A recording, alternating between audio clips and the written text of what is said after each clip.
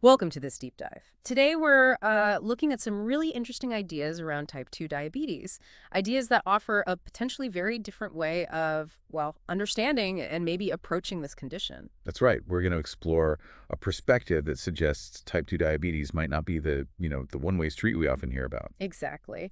The information we've been reviewing today, it comes from a video source, and it presents a really direct and quite hopeful message, actually. hmm The core idea is that type 2 diabetes might not be this permanent, progressive thing it's often made out to be. Right. This viewpoint proposes that for many people, it could actually be reversible through specific changes in, well, how we live.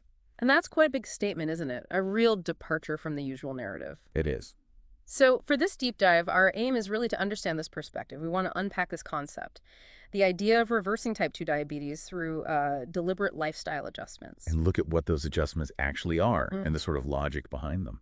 Yeah, exactly. To give everyone a clear and hopefully potentially empowering grasp of this condition and, the possibilities for taking a different path. Okay. Okay, let's get into it.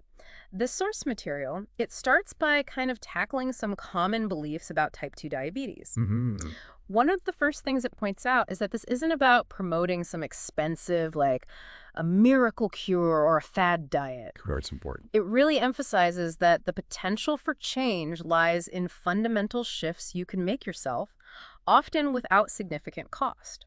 Yeah, that's a really key distinction, I think. It immediately sort of separates this perspective from approaches that might push specific products or paid programs. The focus here is very much on practical steps, mainly around what we eat. Right. And another really ingrained idea that the video just challenges head on is that type 2 diabetes is this chronic condition that, inevitably gets worse over time, something you just have to accept. And the source is pretty clear saying, well, hold on, that isn't necessarily the case. hmm And this is where it really starts to diverge from what many people are told. That belief, that it's inherently progressive can feel quite, well, disempowering. So this alternative view is definitely worth digging into. And here's where it gets really interesting, I think. The video proposes actually reframing type 2 diabetes, calling it chronic carbohydrate overdose syndrome. What are your initial thoughts on that phrasing?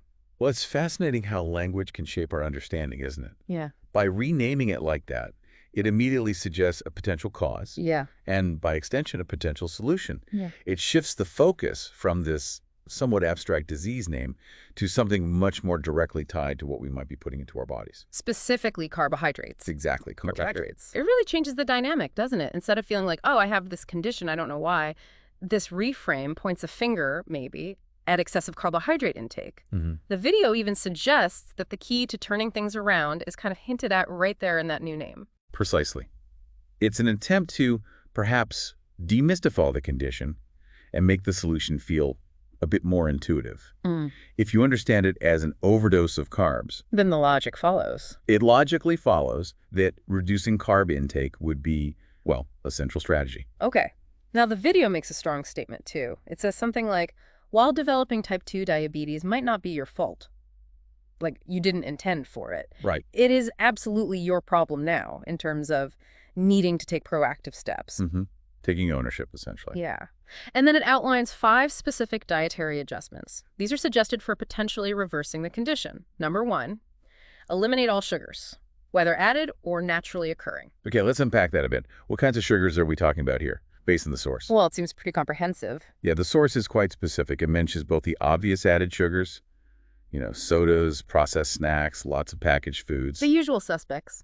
Right. But also naturally occurring sugars, like those concentrated in fruit juices, or even potentially large amounts of whole fruit for some people. The core idea seems to be minimizing those really rapid spikes in blood glucose that these sugars cause. Got it. Okay, step 2 proposed is stop eating all grains. All grains. Yeah, including staples like wheat, corn, oats, rice, but also extending to pretty much any grain. And the reasoning behind this might surprise some people. I think so. The video explains that grains are just very carbohydrate dense, and they break down into glucose super quickly in the body. A process that actually starts right in the mouth, right, with enzymes in our saliva. Exactly. And this is a really crucial point that maybe isn't always fully appreciated. We might think of grains, especially whole grains, as complex carbs, but But their effect on blood sugar. Yeah, their effect can be quite similar to simple sugars because Hmm. they digest and convert to glucose so fast. The source argues that for someone with type 2 diabetes, this immediate surge in blood sugar just puts a huge strain on the body's ability to handle glucose. Right. Okay, step number 3. Remove all vegetable oils from the diet. Hmm. Things like canola, soybean, sunflower, corn oil, those common ones. Yeah, the seed oils. Exactly. The video describes these as potentially inflammatory and having a high ratio of omega-6 to omega-3 fatty acids, which isn't ideal. Right. And it also mentions they can oxidize easily, both during cooking and potentially within the body. And the source suggests that some experts in this field think these oils might actually contribute to developing type 2 diabetes in the first place. So the focus shifts away from those fats. Exactly. The argument against thing here is really centered on that potential to promote inflammation and their metabolic effects. It kind of aligns with a broader discussion in nutrition about how different fats influence health and, importantly, insulin sensitivity. Okay, step 4. This one might raise some eyebrows. Include plenty of fatty meat in your diet. Yeah, this definitely sounds counter to a lot of conventional dietary advice people might have heard over the years. For sure. But the reasoning provided is that fat and protein, unlike carbs, don't cause those big rises in blood sugar or insulin levels. Hmm.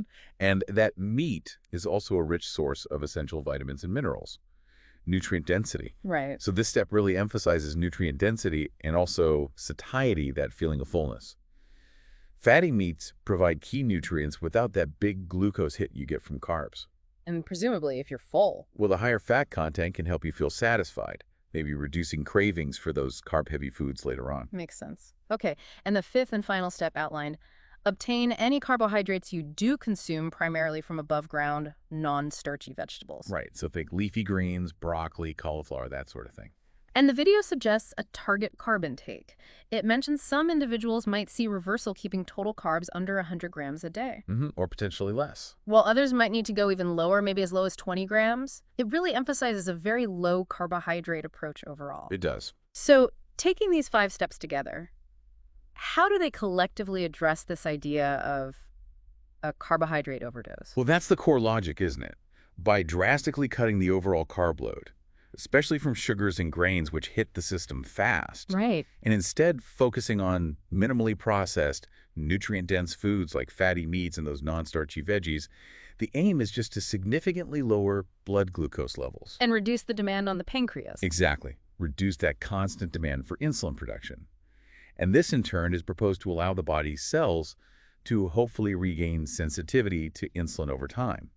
Less resistance. It's interesting. The video acknowledges that adopting this kind of low-carb diet might seem challenging, especially at first. It's a good change for many. But it contrasts that initial challenge with what it calls the potential true suffering of letting type 2 diabetes progress unchecked. It really frames it as a choice about long-term outcomes. It encourages people to think about those long-term implications. This approach does sound quite restrictive, though. Does the video get into any potential difficulties people might face or common concerns about eating this way? Within the scope of the information we reviewed, it doesn't really go into significant detail on specific challenges or, say, address common concerns like the keto flu or social eating situations directly. Okay. But the strong emphasis on the potential for reversal is clearly presented as a powerful motivator. The implication is that the long-term benefits are meant to outweigh those short-term adjustments. Got it. Now, the video also mentions some simple lab tests, things individuals could discuss with their doctor to monitor progress if they were to try this kind of approach. Yes. It mentions fasting glucose and hemoglobin A1C, which are pretty standard markers for diabetes management. Right, most people managing diabetes will be familiar with those. But it also highlights checking C-peptide and fasting insulin levels. Why are those two particularly important in this context, according to the source? That's quite insightful, focusing on the insulin dynamics. Hmm. Because while blood glucose is what we usually track day to day, Yeah. the fundamental issue in type 2 diabetes is often insulin resistance. The body's cells aren't responding properly to the insulin being made. Okay. So C-peptide is basically a byproduct released when the pancreas makes insulin. Measuring it tells us how much insulin the pancreas is actually pumping out. Ah, okay. So, like, how hard it's working. Sort of, yeah. Yeah. And high fasting insulin levels can also be a sign of insulin resistance, sometimes even before blood sugar gets really high. So the goal isn't just getting blood sugar down. Exactly. It's also about seeing improvements in these insulin markers. It suggests the body is becoming more sensitive to insulin again, needing less of it to do the job. So ideally, you want lower fasting glucose, lower A1C, and lower C-peptide and fasting insulin over time. That seems to be the picture painted by the source, yes, suggesting a restoration of better metabolic function. And the video suggests that by following these 5 steps, many people could potentially see a reversal, maybe within a month or 2. It does suggest that kind of timeline is possible for some. Yeah. Though it also notes it might take longer for others. Depending on factors like how long they've had T2D, maybe how consistent they are with the changes. Exactly. Consistency seems key. Hmm. But the core principle, according to this perspective, stays the same. Significantly reduce that carbohydrate burden to allow the body to, hopefully, heal and find a healthier metabolic balance. And the ultimate goal, as the source puts it, is achieving a normal hemoglobin A1C level, ideally below 5.6%, Mm. and also normalizing those insulin markers, C-peptide and fasting insulin. Mm. It's a really direct message, isn't it? And quite empowering in a way. It is. The idea that type 2 diabetes could potentially be reversed just through these fundamental dietary shifts, often without needing specific products or even, for many, prescription meds. It's certainly a perspective that gives you a lot to think about. It absolutely raises important questions about how we understand chronic conditions and the significant role that lifestyle, particularly diet, can play. Not just managing, but potentially reversing them. Yeah. The source really encourages people to be proactive, use objective lab markers, and track their own progress. So as we wrap up this deep dive then, the central idea we've explored today is that type 2 diabetes, when reframed as this chronic carbohydrate overdose syndrome. May be reversible for many people through making some pretty significant dietary changes. Right. Those changes being essentially eliminate sugars and grains, get rid of vegetable oils. Increase fatty meat consumption, and source any remaining carbs from those specific above-ground non-starchy vegetables. Keep carbs low overall. And the source suggests these steps can lead to measurable improvements, not just in blood sugar like fasting glucose and HbA1c. But also potentially in insulin function, as shown by those C-peptide and fasting insulin tests. Seeing those numbers come down too. And a key part of the message is that this potential for reversal is achievable for many without necessarily relying special products or even relying on medications. Exactly. The emphasis is on the dietary changes themselves. It's definitely worth considering this idea that our understanding of conditions like type 2 diabetes can evolve and that these fundamental lifestyle shifts can have a really profound impact on our health. Absolutely. It really underscores the potential for individuals to take a significant amount of control over their well-being just through informed choices about what they eat. Well, thank you for joining us for this deep dive into this particular perspective on type 2 diabetes. We really hope this has given you some valuable insights and definitely some food for thought. Hopefully so. If you found this discussion interesting and you'd like to explore more perspectives like this in future deep dives, please do consider subscribing.